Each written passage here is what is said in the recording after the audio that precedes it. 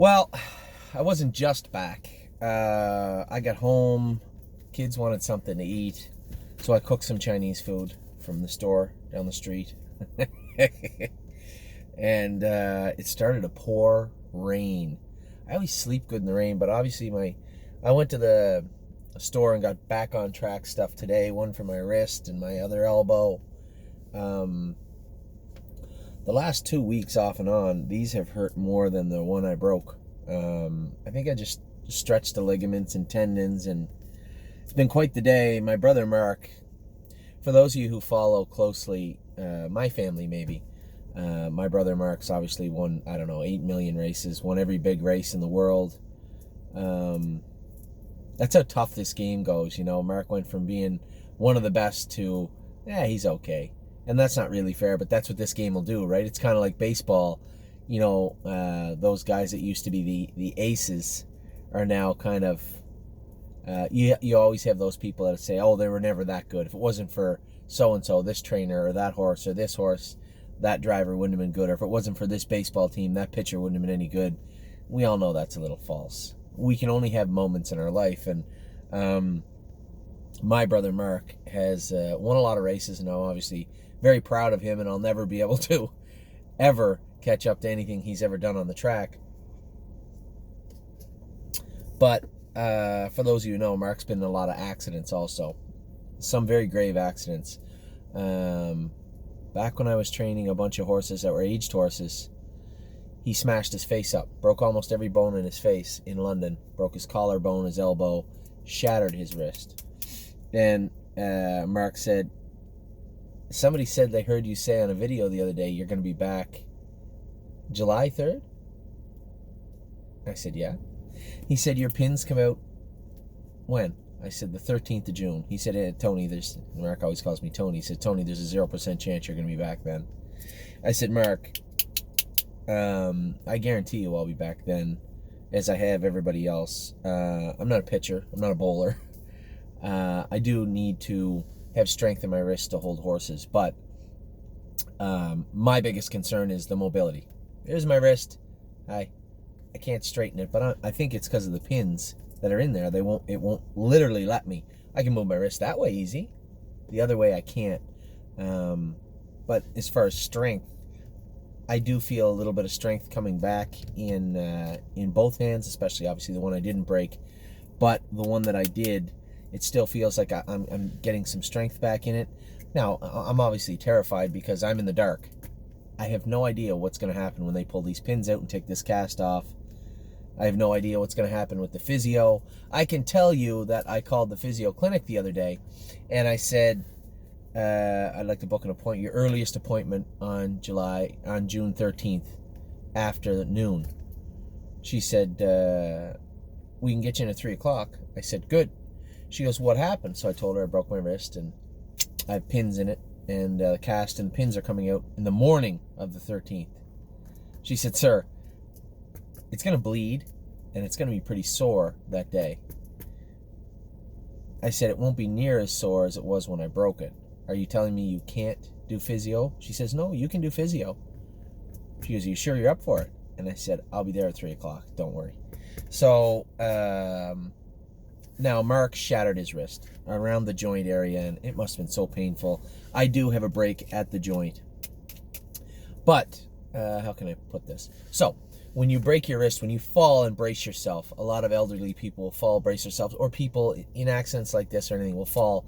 They snap that radius off, right here, right down by the joint, above it, around the joint area. They break that bone, what I would call east to west, I guess left to right. Mine is broken here. Well, you saw the x-rays. If you zoom in on Facebook, mine has a crack going down here. Now, the pins, I assume, are to hold that bone tight so it heals with as little calcium as possible. Calcium causes arthritis. So, now, when I had mentioned my scaphoid bone, or scaphoid, I don't know how to say it, bone being broke, the surgeon said he didn't see a break in it, but the attending doctor, I guess, in the emergency room told me I broke my scaphoid bone and my radius. Now, I can tell you I'm optimistic. I can tell you I'm going to be in the bike. It would take a lot for me not to be in the bike July the 3rd or any time before that. I can assure you I'll be jogging horses on June 14th when this... I almost jogged one today. But I know when I move my wrist too far that way to try and straighten it out, it hurts a lot. So I think it's just the pins holding it, but I don't know. Anyway, that's neither here nor there. It goes back to me telling everybody that I'm going to be back in the bike on July the 3rd. And this is June the 1st right now. So I bought some back on track stuff. I'm eagerly awaiting getting this off on the 13th, and then I'm going to get right back at it. Told everybody also I'm going to head down to Ohio, I think, this week for a couple of days, see if I can't help Jason get Oso Pine back on track. You know, I looked at his times this year. They're not embarrassing. If this was an okay 3-year-old, we'd be like, yeah, he's a Buckeye horse. He just can't do in there. This was our best colt outside White Tiger last year. So it's becoming a problem. But hopefully we can get him back. What I saw on the video last night, I felt that we can make some positive changes. Not changes you can really just tell somebody over the phone. I want to be there. I want to see the horse. I want to see him get shod. I want to get up the next day and watch him go. And try my hardest not to jump in the jog cart and go with him. But I want to be there. So I'm going to scoot down to Ohio this coming week, a couple of days, see if we can't get that done. Have to come right back, obviously, because we have a whole bunch of babies qualifying Friday and Saturday. Well over 30, I'm going to say 33, 34 qualifying on Friday and Saturday. So, you know what? I'm going to run through out-of-town report quick with everybody. We have some horses that are away from home right now, and we're going to run through them. I had a ton of emails and messages. Where's Arvika? Why is she not in? Where's Arvika? And I told everybody, had I known they were shutting down the Yonkers for 2 weeks, probably wouldn't have sent Arvika to the States. I guess there's nobody to blame but myself. I just never knew that they were closing for 2 weeks. The problem is, those horses that would have raced at Yonkers disperse everywhere. It's hard to get her in. Now, she's a New Jersey bred. I think we could have raced her at the Meadowlands this weekend. I asked Scott. He was pretty adamant. He wants to race her in the Poconos. That's his job. He's a trainer now. We'll give him enough rope to maneuver, not to hang himself, to maneuver, and see how he does with her. He likes the way that he has her shod, so obviously he's either trained her or schooled her. I know what I would do. I would not enter her Indigo, and I would school her behind the gate to see how she felt. So maybe that's what he did. Arvika is supposed to be in next week. I guess the end of the week. She's clearly not in the first part of the week. So the end of the week, White Tiger's out with Andrew right now. Won his first start back. His first sophomore race of the year. Had a couple of rough qualifiers. Qualified at the Meadowlands well, and then won his first start, 154. He's picked a win tomorrow in the Sire Stakes at the Poconos. Stonebridge Simba. John Bootenshane has Stonebridge Simba. He's also racing tomorrow. Stallion Series. John thinks he's made some positive gains with this colt, both in his shoeing as an equipment. So we'll see how he does tomorrow. Then we have Angie out in Illinois. She's got Ivanka, who's racing soon. I should know. I don't know. She's racing soon. She's in tough, right? Angie said she's opened her up, changed her gear, hoping to get a little more speed out of her. They go for $44,000, I think, this week, if I'm not mistaken.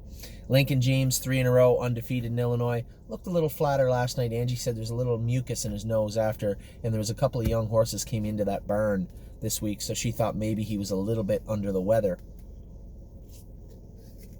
So she's treating him. He'll race next week. Not an Angel set to go out now. Not an Angel is still injured a little bit.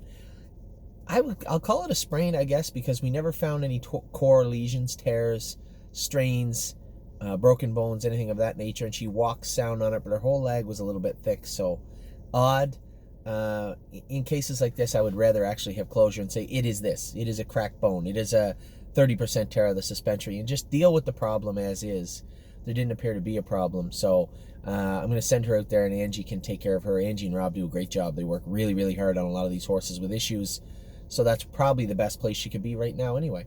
So Not an Angel's going to head out with Olympic Hopeful. Olympic Hopeful, like last year, our Illinois bred, is going to be our first one qualified. She'll be in to qualify Tuesday morning at Mohawk Raceway, and then heading out to Illinois. First stake for her is June 16th. So it's important that we get her ready. She's ready to go. She got used really, really hard in the schooler the other day. Saftik said she got away on him.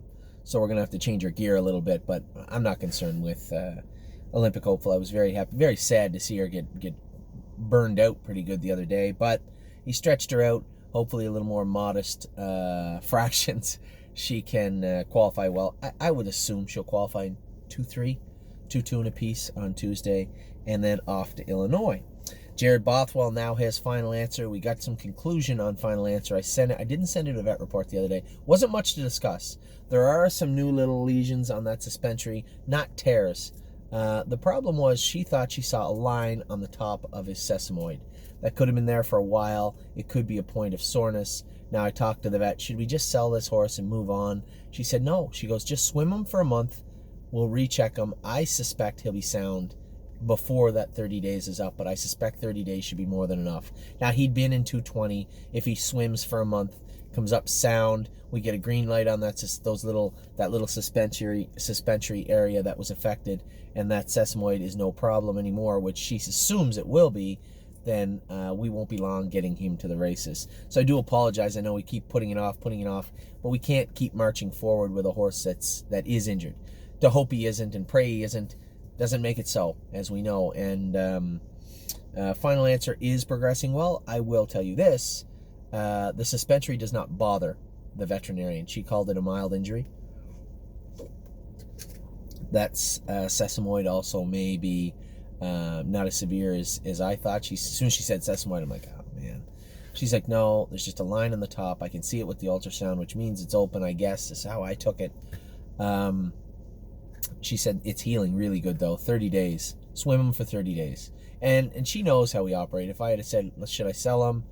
She was the one that had pushed us to sell Lima's Son and a couple of the other horses. So I trust Melissa. I trust all our vets' opinions. Both Chris, Melissa. We use John Hennessy sometimes. These are professional people, and I trust her opinion. She said give him the time, and all his stake races we paid him into are at the end of the year, right? So if this colt has even remotely the talent I believe he does, all his stake races are way down the road. Let's give him a little bit of time. Final answer is now in the pool. Then since Jason is gone now, for the most part, I put him in the out-of-town report also. He's got 4 horses down there, 3 winners and a 9th last week. Not bad, unless we own the horse that was 9th, which we do. Oso Pine, I talked about him multiple times at the start, and in this video, I'm going to head down, see if we can't get him back on track this week. Finished 9th last night, trotted 57. Doesn't really matter when you're following speed. I need this horse. He didn't look like Oso Pine, did he, leaving the gate? Jason said he feels great, he looks great, he's eating great, he looks like $1 million. He's not racing good, so it must be mechanical. Let's strip it all down like a car. Take it all apart and put it all back together again. Take all the gear off him. Pretend that this is an Oso Pine of 2018. Pretend this is a horse we just got. Let's get the gear on him. See You in Tuscany found a class for him. Unfortunately, that class is coming to an end in a start or two. So we'll see how he does this week.